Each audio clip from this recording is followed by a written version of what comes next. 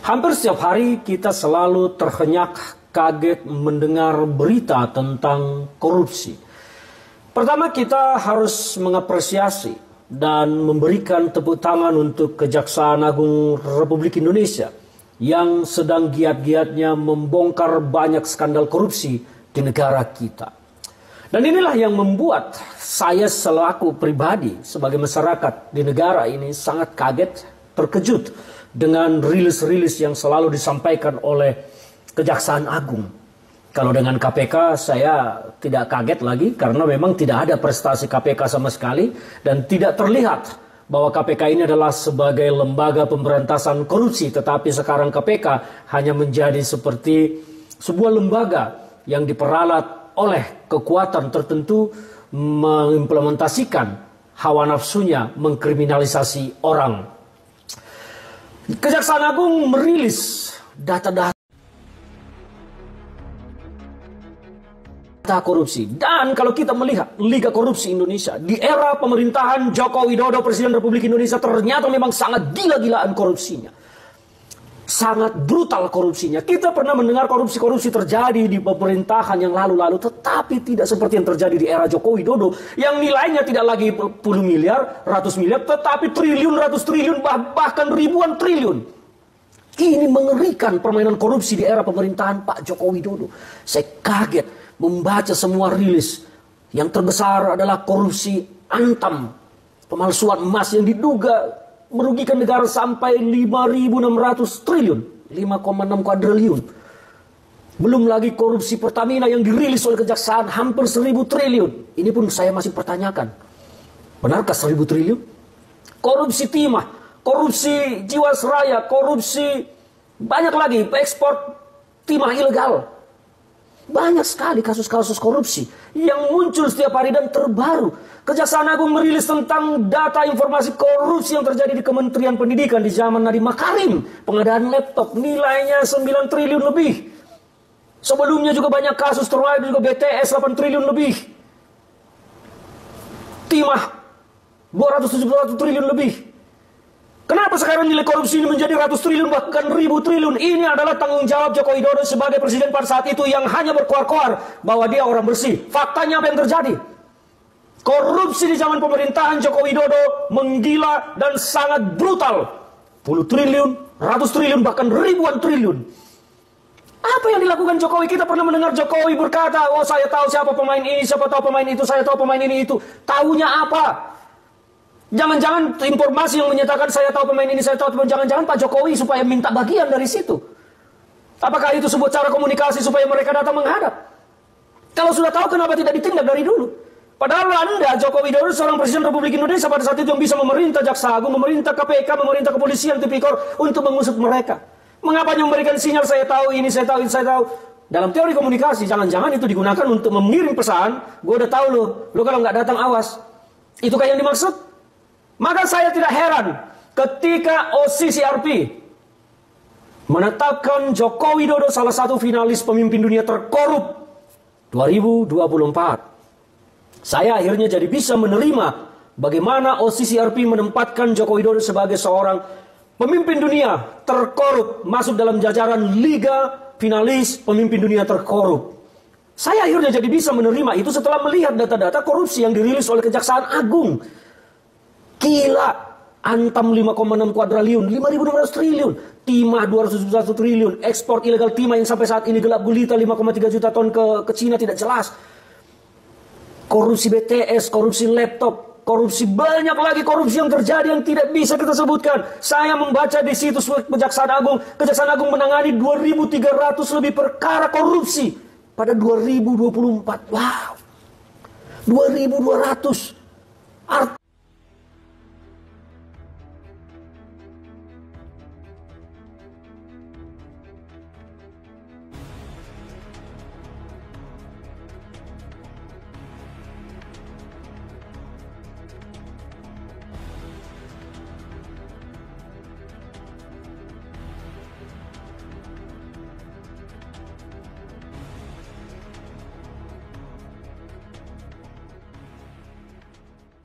Kita pasti nanti bisa ngatur yang Oke. cuma berdiri di depan Sebenarnya 3 orang.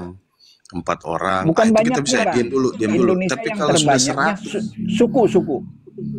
ya itu artinya itu yang saya bilang Ya, begini, Pak. sukunya Kita yang berdiri banyak. kita bicara di depan Banyak suku 4 ya, orang, 5 garis bawahi. orang, itu aja kita masih repot ngatur orang bisa tertib. Apalagi kita berdiri di tengah-tengah 100 orang. Kan makanya saya kasih Iya, gitu. Ini kita 280 juta orang, Pak. Kalau dari sistem terkecilnya iya. tidak dididik untuk bisa disiplin, untuk bisa tertib, untuk bisa tidak ego, ya bagaimana kita mau menertibkan 280 juta orang, Pak? Ini salah satu kendala di Indonesia juga. Oke, Banyaknya manusia, banyaknya pola betul. pikir, banyaknya perbedaan. Mulai Banyaknya dari suku bangsa dan agama, bahasa. Itu ras, kuncinya. Ya, itu kendala juga. Jadi ya, jangan disamain juga mengontrol orang di betul. Singapura sama mengontrol orang di Indonesia. Tidak bisa, Pak. Pak Amerika Iya, saja Brebo, yang dibilang Pak bukan Brebo, gini. superpower. Pak Gini, Brebo, sebentar, Pak. Sebentar, Bang. Sebentar, Bang. intersep sebentar, Pak Brebo, sebentar aja. Pak Dedi kan umur 66 tahun nih, Pak Dedi. Pak Mm-mm. Dedi masih ingat nggak di zaman Pak Dedi waktu pegawai dulu, waktu zamannya ada screening, Pak. Iya, Nah, itu sama penataran P4, Bapak juga kan pernah ikut itu penataran P4 itu, Pak. iya. Artinya kalau kita lihat kita udah mundur ke Buat belakang ini dengan tidak diberlakukannya lagi Iya, P4 itu, pedoman pengamal Pancasila itu, saya rasa ini sudah jadi cikal betul, bakal itu, Pak. Artinya kalau Bapak lihat betul. perlu nggak lagi diadakan screening itu, Pak, mengingat adanya Sasis gembos sekarang, ijazah palsu lah apa segala macam, perlu lagi nggak diadakan lagi gerakan screening yang seperti dulu dilakukan itu, Pak? Kalau saya bukan mengatakan perlu, Pak, wajib kembali ke sila-sila Pancasila dan butir Pancasila yang pernah dipelopori oleh Soeharto.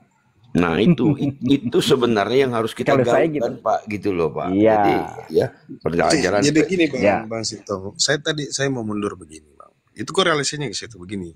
Jadi pemaparan saya susahnya ini mengontrolnya apa.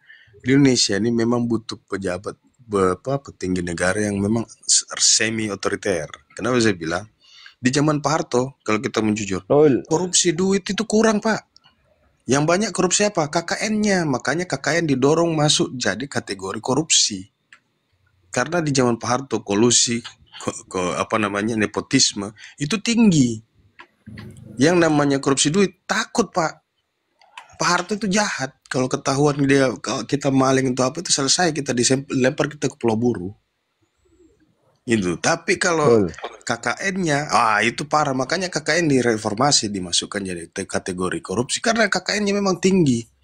Anak saya, saudara saya, itu kencang zaman Pak Harto. Gitu. Nah, begitu setelah reformasi, korupsi duitnya yang gede. Ya. Korupsi duit yang gede. Kenapa? Sudah tidak ada yang ditakuti. Sudah nggak ada yang disegani. Ya. Jumlah penduduk bukan satu-satunya masalah korupsi ya. Karena apa? Yang faktor utama kita ini banyak suku bangsa dan bahasa ya. Bahasa suku di Indonesia ini per 2023 totalnya 152 suku bahasa. Bangka Belitung yang kecil jumlah penduduknya cuma 2,2 juta, itu bahasa sukunya ada 7 loh. Kurang banyak, Pak. Daerah saya Bengkulu itu 12 bahasa. Nah, makanya saya katakan satu Indonesia ini provinsi jumlah kecil suku tapi bahasanya ada 12. Iya, suku bahasanya adalah 152 suku bahasa. Gini, Bang, bukan. Kenapa? Kalau saya sih begini, Bang. Bukan masalah sukunya, Pak. Memang pola pikir kita ini kan kita beratus-ratus tahun di bawah kolonial, Bang. Beratus-ratus tahun di bawah penyiksaan, penindasan, sehingga kaget. Bisa. Begitu dikasih kemerdekaan, akhirnya merasa kelulusan. Siapa yang kuat, dia yang berkuasa. Siapa yang punya duit, dia yang berkuasa. Itulah akhirnya kita seperti ini. Kita flashback mundur kan. Sejarah kita kenapa sampai kita setuju. Akhirnya apa? Merasa kita ini kan mengatur sendiri dari awal. Soeharto 32 tahun kan? Iya. Jadi makanya saya bilang itu tadi. Iya, merasa dikekang Soeharto, ini lepas dari kandang. sebelum reformasi Mm-mm. itu KKN yang kuat. Tidak ngambil duit secara langsung, tapi dia manfaatin aksesnya karena dikasih otoritas sama yang paling tinggi, berkuasa dan ditunjuk. Hanya dia tempatkan orangnya, dia kasih orang-orangnya proyek, dia kasih orang-orangnya kerjaan. Nah, setelah reformasi tidak ada yang ditakuti. Bayangkan satu gayus Tambunan bisa mendapat sekian ratus miliar. Satu siapa Prabowo yang orang Prabowo yang kemarin di ini bisa korupsi sekian triliun. Jadi memang apa namanya perlu memang otoriter. Tapi itu yang kita bilang, otoriternya bukan untuk kepentingan pribadi. Ketegasannya itu dibutuhkan untuk kepentingan rakyat. Makanya Prof. Yusri bilang ini sistem yang harus ditegaskan. Karena apa? Kalau tidak sistem yang tegas, Betul. ya kayak tadi, kita nggak mau ngantri 1 jam, akhirnya kita cari siapa telepon sana sini, WA sana sini, siapa di sini Iya, orang kita, keluarga kita, betul. bantu dulu. Lama sekali ngantri di sini. Itu yang begitu-begitu itu. Kalau tidak ada ketegasan, kalau ada bisa dipermainkan kayak begitu, akhirnya celah-celah itu selalu dimanfaatkan. Hal-hal kecil begitu akhirnya jadi hal-hal yang besar. Saya bisa ngemplang pajak nggak? Oh bisa, siapa? Ada Setuju. anggota nggak di kantor itu? Ada. Oh coba aku kontak dulu. Ketemu dulu sama saya di warung kopi nih, saya mau bicara. Yang begitu-begitu. Yang begitu-begitu Setuju. akhirnya kita repot kalau kita mau selalu bicara bahwa Indonesia ini korupsi yang tinggi. Iya, karena pelakunya kita-kita juga. Pelakunya kita-kita juga. Kalau begitu kita ada Setuju. kepentingan, kita akan mencoba cari celah karena kita tahu lemah sistem kita. Bang Brewo, saya mau tanya boleh Bang Brewo, satu pertanyaan aja. Artinya terlepas dari pro dan kontra kepemimpinan Jokowi selama 2 periode. Kalau saya menilai sepertinya apa yang dilakukan dengan Jokowi terhadap Indonesia itu untuk peningkatan kesejahteraan dan pembangunan secara merata itu sudah cukup bagus. Kalau menurut Bang Brewo, bagaimana menurut Bang Brewo? Artinya kenapa sih Pak Prabowo selalu dia tidak bisa dilepaskan dari Jokowi? Setuju nggak kalau saya bilang, kalau dibilang bahwa Jokowi itu terlepas dari pro dan kontra tadi ya, artinya setuju nggak dengan pola pemikiran pemimpinan Pak Jokowi itu, Pak Brewo? Iya, saya begini Bang. Saya melihatnya begini. Pak Jokowi ini 2014 sampai 2019 cuman boneka Bang.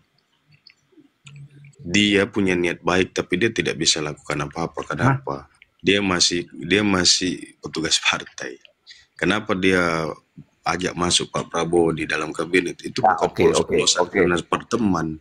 Oke, saya setuju itu. Aku setuju itu. Artinya begini, ada nggak dalam pemikiran Bapak seperti pemikiran saya bahwa Pak Jokowi belum bisa melaksanakan itu di saat dia sudah tidak menjabat lagi, dia titipkan amanah itu kepada Pak Prabowo. Kira-kira sepaham enggak Pak Brewo dengan pemikiran saya seperti itu? Kalau saya bukan nitip Bang, memang kan mereka sama-sama 5 tahun, jadi saling tahu kan. Jadi bukan lagi nitip. Pak Prabowo ini melanjutkan apa yang memang menjadi plan mereka berdua dari 2019. Mereka berdua ini tidak sepolos-polos itu bahwa lu gabung di gua aja. Bukan gitu. Pak Jokowi butuh backing, Pak Prabowo butuh pendongkrak. Simbiosis mutualisme untuk apa? Untuk memperbaiki sistem ini yang carut-marut. Bayangkan 2014 sampai 2019 kita bisa lihat Pak Jokowi dipermainkan oleh menteri-menterinya sendiri. Tidak didengar sama menteri-menterinya sendiri. 1A, 1B. Mereka mengatur, mereka punya diri sendiri. Makanya kenapa saya bilang, bagus ini masuk Pak Prabowo di dalam kursi kabinet.